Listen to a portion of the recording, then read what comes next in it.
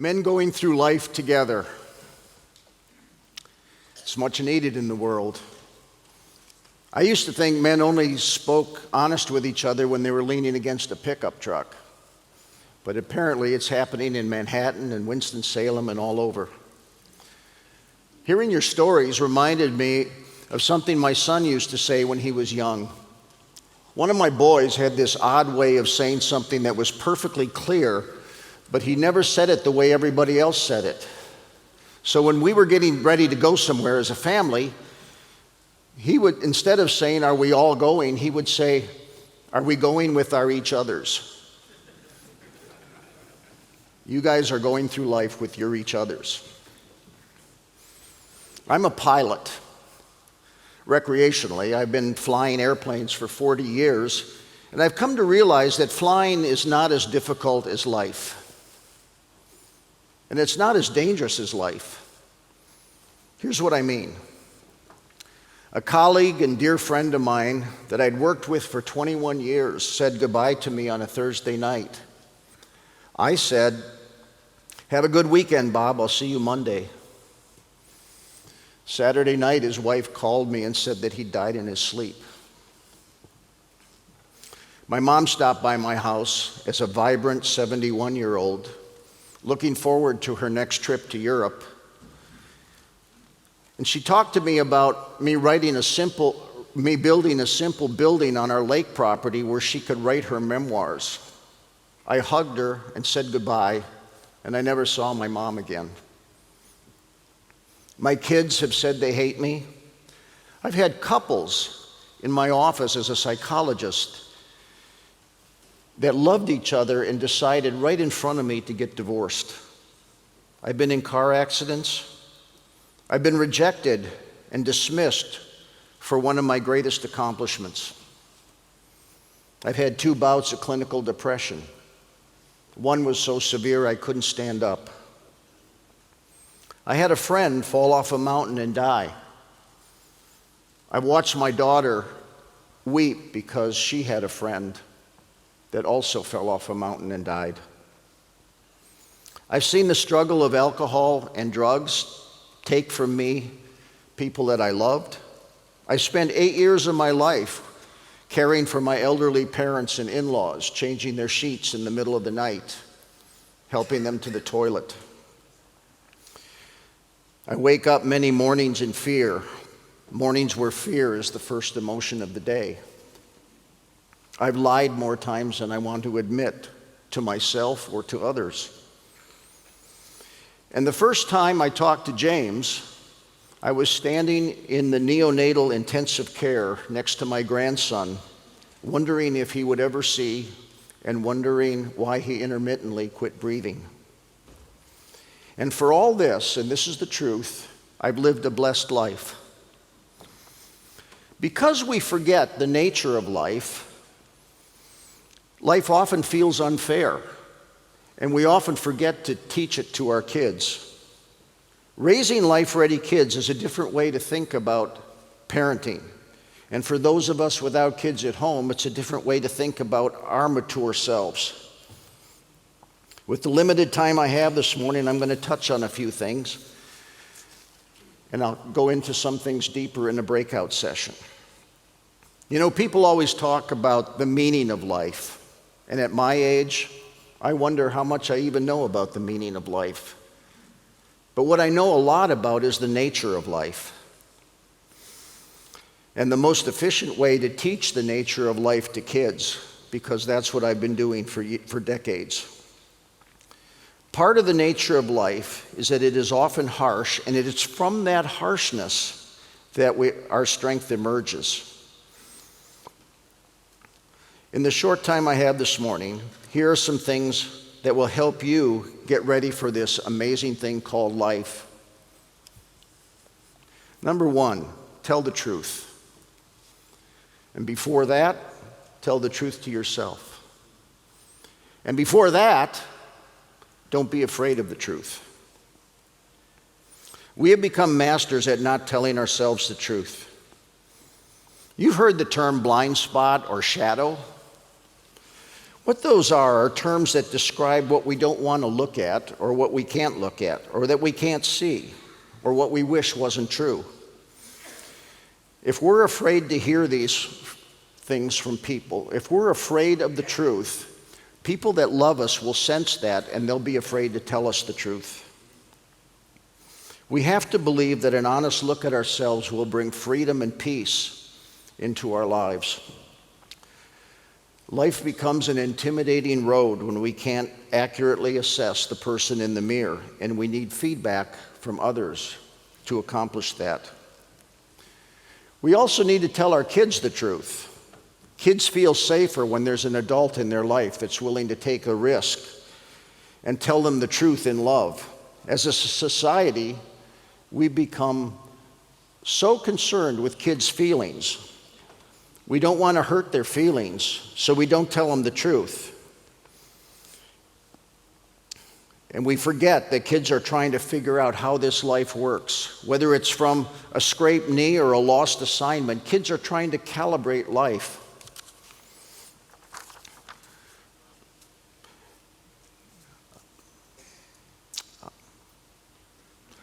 Our kids need more things that are like a track meet. In a track meet, there's 8 lanes, and our kids are lined up, and maybe my daughter's running in the 3rd lane. And when she finishes the race, I can't tell her that she won if she didn't. If she came in 5th, I don't know if she's fast or slow, but I know that 4 people beat her. And there's precious few things like that left in our life. And that's not true of soccer, that's not true of football, and that's not true of math. So kids are getting more and more distance from things that give them accurate feedback. Don't be afraid to tell your kids the truth. But the truth can be cruel, so say it kind and calm. You might think to yourself, it doesn't sound very kind to tell somebody the truth, but let's reverse that for a minute. How could it ever be loving to tell somebody that's something that wasn't true about themselves? Here's how it might sound. You simply say to your son, I see you as being very kind to your friends, but you're not kind to your brother. You might say to your daughter, I would say you're about the 6th best player on your team. The core problem with mental illness and with addiction is the refusal or the inability to see ourselves and the world as it is. The Catholic Church's Conference on Sexual Abuse is an example of this. There was a refusal to see the world as it was, and it created a problem. Encouragement is a beautiful sounding word, and it is beautiful if it's accurate. But encouragement that isn't true will expire long before the milk in your refrigerator. Speak the truth to men in your group, even if it causes temporary friction. Everyone needs someone who loves them enough to tell them the truth, and none of us need any more people that will protect us from the truth. I had a man one time come in my office for counseling. He was 28. And he was unkempt, he was dirty, and he smelled. And we talked through the first session. And the 3rd session, he came in and he told me what he wanted to talk about that day. And I said, well, there's something I want to talk about. This is the 3rd time I've seen you, and I'm concerned about your hygiene. And he said, really? I said, yeah. Every time you've been here, you smelled. You know what he said? No one has ever told me that before.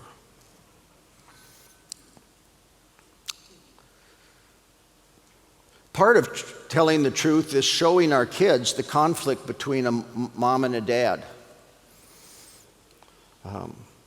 Try to do all the discussions that you can do appropriately in front of your kids. The idea that mom and dad have to be on the same page is only true for parents that don't have respect for one another. It might sound like this. Megan, come here. Mom and I are having an interesting conversation. She thinks you should get paid for mowing the lawn, and I think that should just be part of you being part of this family.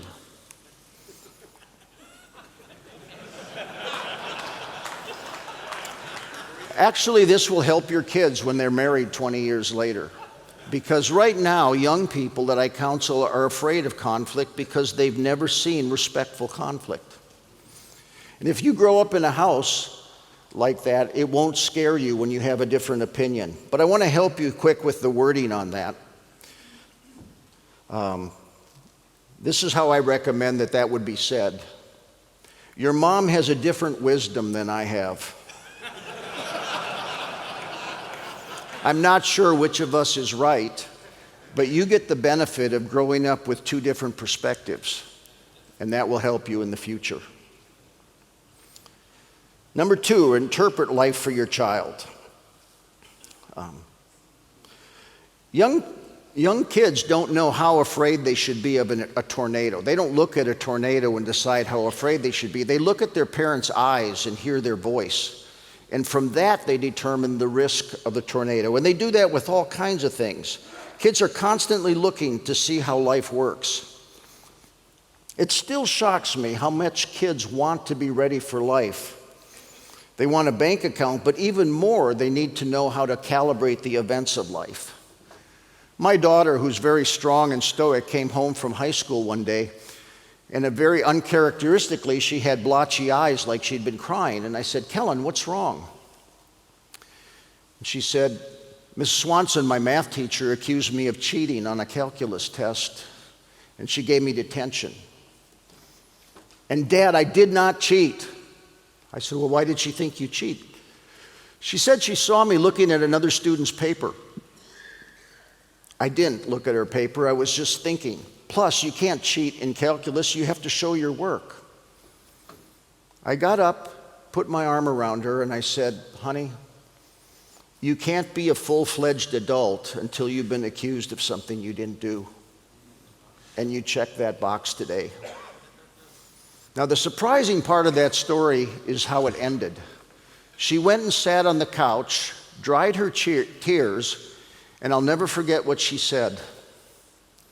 Dad, I'll be home late Thursday. I have detention. She just needed to know that that's part of what life is. What's the nature of Christmas? Tell your kids. The nature of Christmas, in my experience, is that about 4 out of 10 are pretty great. What's the nature of friendship? In my experience, the nature is over and over and over, my friends will come through for me in remarkable ways, but some of my friends will abandon me or betray me. This is usually not a discussion with your kids. It is a brief, accurate statement coming out of your own personal wisdom. There's no emotion and no moral crescendo. Just this is how life works. My son was in 3rd grade and a very compliant kid, and I got a pink slip from the school saying that he'd been suspended from the bus for 2 days. So I called him over and I said, Brig, what's this pink slip? You've been suspended for 2 days. What happened? And he said, well, he's in 3rd grade. He said, a 5th grader took my hat and threw it back in the bus about 4 rows, and I got up to go get it, and the bus driver yelled at me for being in the aisle. I got back to my seat, and the kid took it again.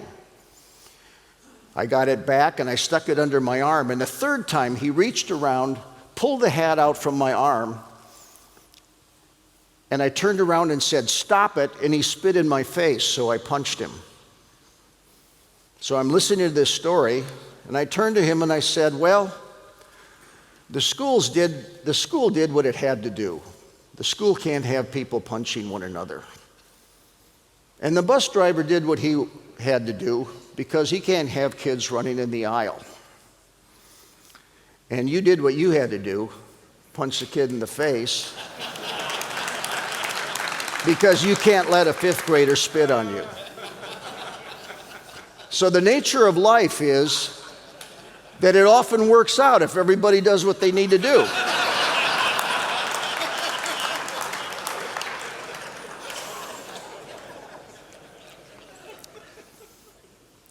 Convey to your child that the following is just how life works. Things that need to happen in their life for them to be ready for life.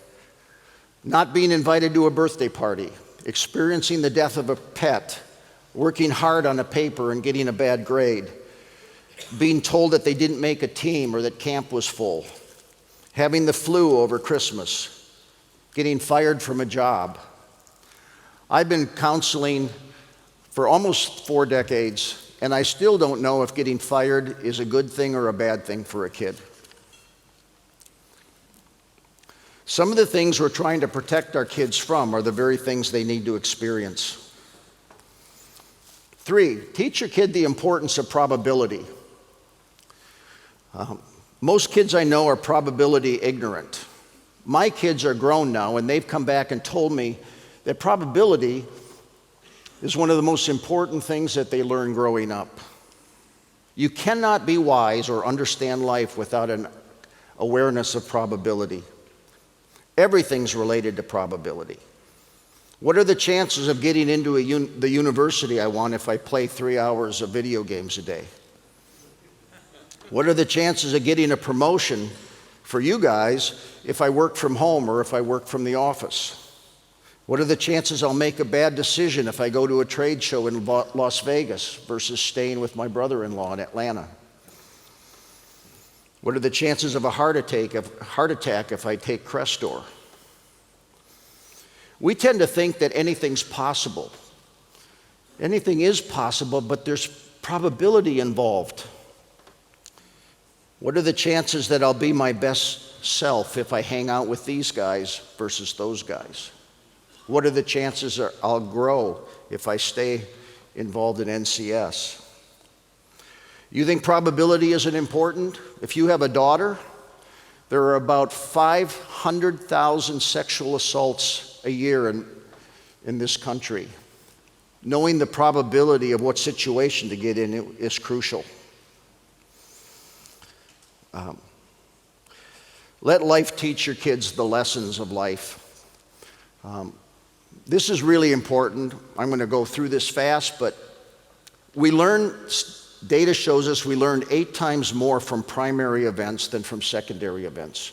And primary events is something that happened to us. Secondary events is something we're told about. So your child will learn 8 times more if at 10:05 the Wi-Fi goes off than they will from you saying, "This is the last time I'm warning you, turn off that video game." Because something happens organically.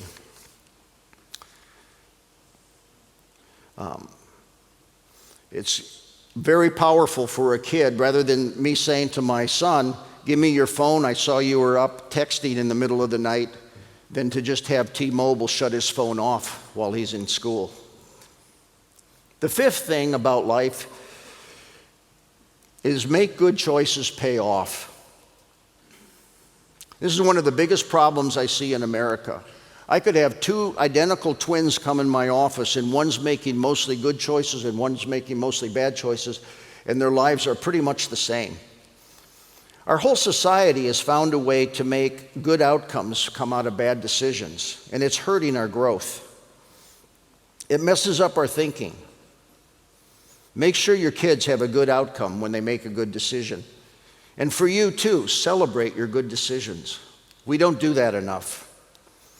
Tell your 5th grader you're so blown away by how he's doing 5th grade that he's going to have more privileges and that you're not going to talk about homework anymore until he proves that he needs it.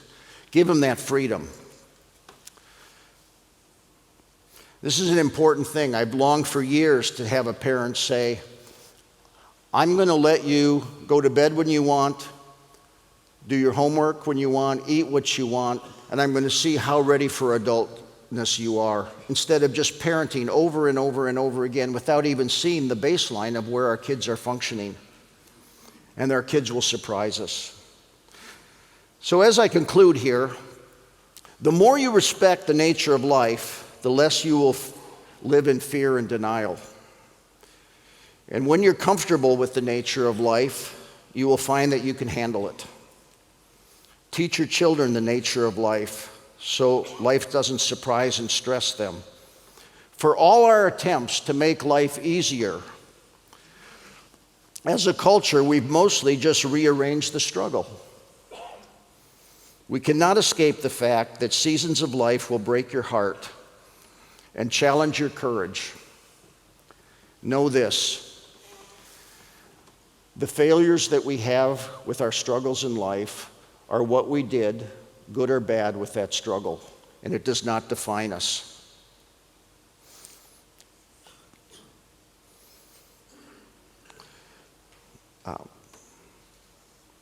Understanding life will dramatically increase your compassion for one another. When we know what everybody has to go through, we're more graceful, we're more courageous, we're more honest. And in 37 years, I want to tell you what I've noticed as a therapist. That people that grow in self-love and in humility grow in maturity. People that grow in self-love and not humility don't grow. People that grow in humility and don't grow in self-love don't grow. Growth comes from growing in self-love and humility in equal amounts and at the same time. I need to love myself, not because God loves me, because the God that I worship would love me even if I hated myself. I need to love myself because how could I expect somebody else to love me if I can't figure out how to love myself? Others can't make up for that. If I don't think I'm worthy, I'm going to exhaust the people in my life. God bless you each as His face shines upon your willingness to participate together in this amazing thing we call life. Go with your each others. You will never regret doing this journey together. Thank you.